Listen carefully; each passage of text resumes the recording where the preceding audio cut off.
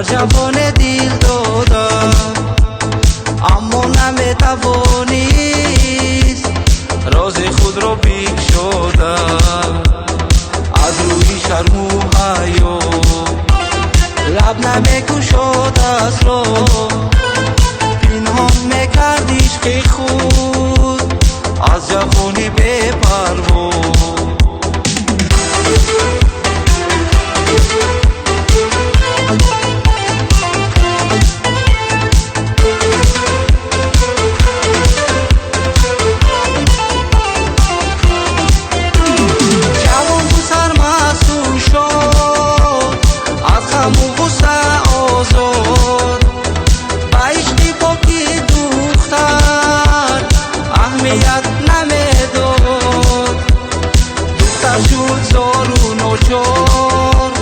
از غم و غصه بمرد گناهش چی بود آخر که کشید رنجی آزار.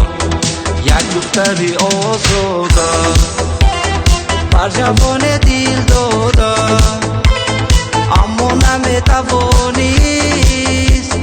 راز خود را بگشاده.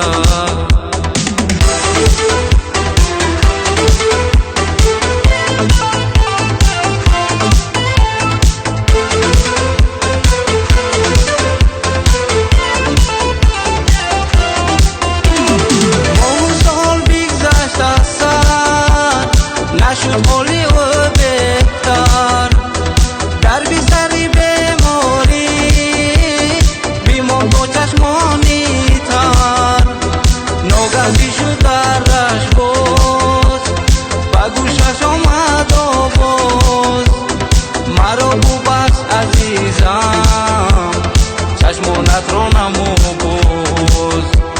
من عاشق تو بودم تنها تو را سنجیدم